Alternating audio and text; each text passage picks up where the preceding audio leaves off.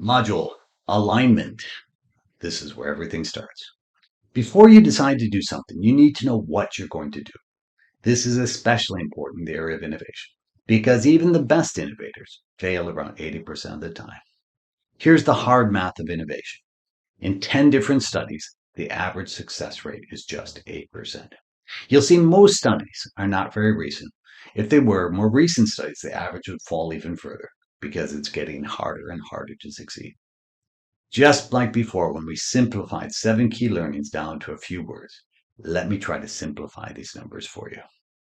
Suppose 100 products are launched. About 40% are not doing a real job. About half of the remaining are not doing a job good enough to get hired. And about half of the remaining ones are not hired profitably. If they are successful innovations, delivery capture value. This leads to a normal success rate of around 15%.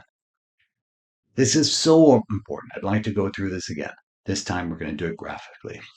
It's estimated that about 40% of products launched don't do anything useful for anyone. These are easy to kill. About half of the remaining ones are not things people are willing to pay for. These are sad to kill. For about half that remain, people are not willing to pay enough. These are hard to kill. This leaves us with a 15% success rate of innovation. So how can you be in that 15%? The key is alignment, a focus on creating things of value people are willing to pay for. Innovation is not a short-term game. Winners learn to do things better over time and build different business models. They build solutions over time. The defining characteristic of good innovation, successful innovation, is the ability to capture value. How do you capture value? Let's look at an example based on car drivetrains. I know it's not very sexy, but a car can't drive without a drivetrain. Yet today they just get 3% of profit. They could do things differently by focusing on their business models.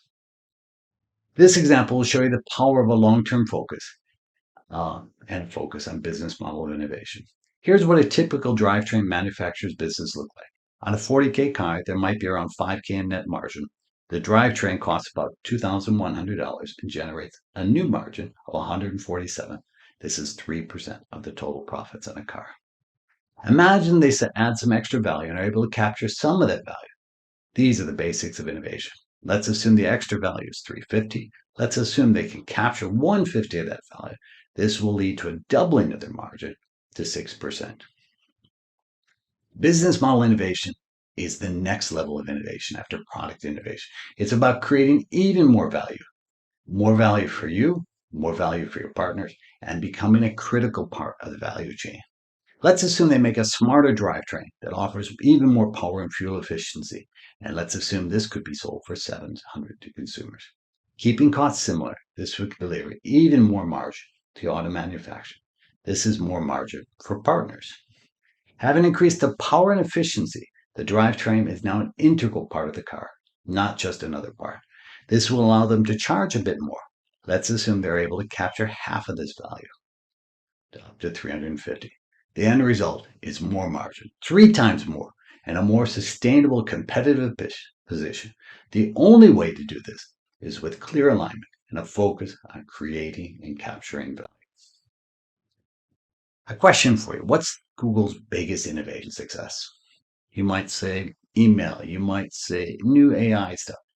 No, the reality is Google has created a lot of innovations that created value in many ways.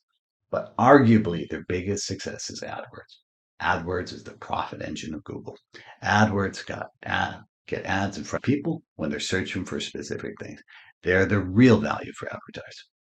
But where they excelled was making AdWords work for companies large and small by setting up an auction system, which allows them to get the highest amount companies are willing to pay for every single ad. As a company, they're aligned on value creation and value capture. So how do you get such innovation results like this?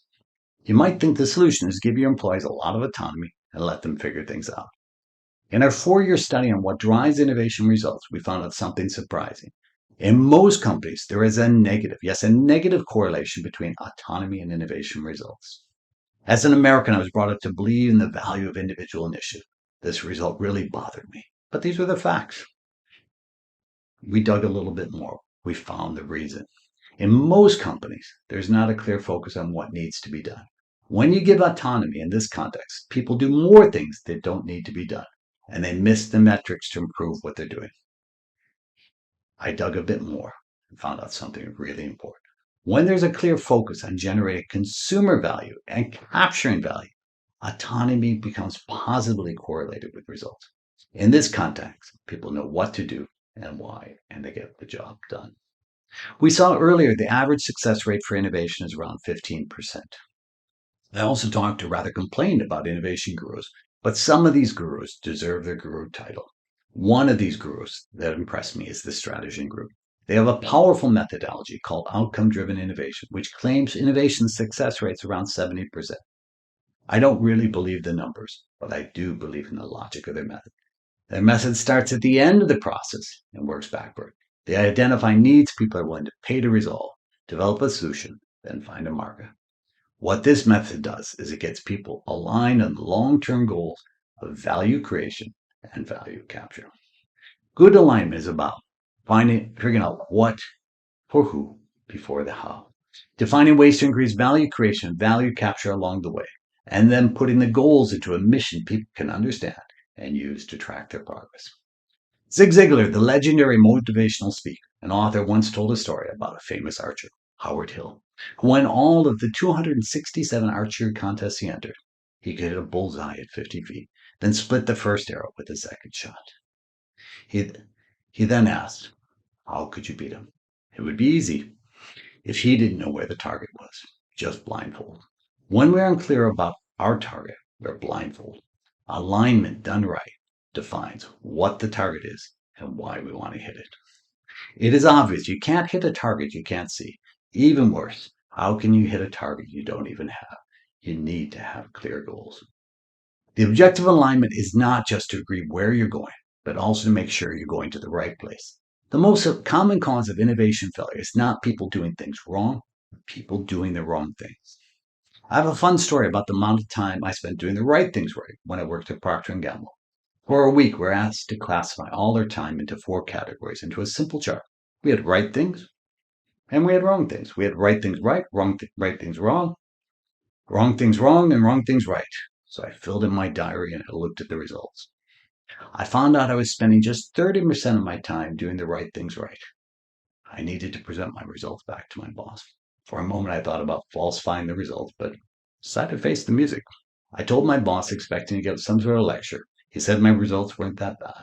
The average in the company was just 24%, 6 points less than mine, which was already quite low.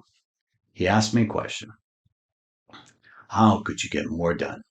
How much more could you get done if you increased this to 80%? At P&G, they have some of the brightest and best people in the world.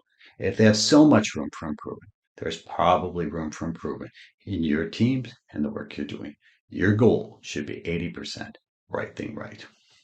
80% right thing right is a tough target and probably too high, but at least you need to make sure you're doing the right things 80% of the time. Even if you're doing the wrong things right, you'll still be moving in the wrong direction. In fact, research has shown it's better to do right things wrong than the wrong things right.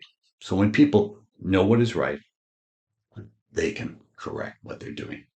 As we have seen, alignment is critical for innovation success. An alignment team can focus on where there's value, focus on the end results, can work together on the right things. Alignment is built on 2 parts, being able to explain what you want your team to do and being able to choose the right things to do. In the next module, we're going to explain a simple method to make everything clear. This method is called True North.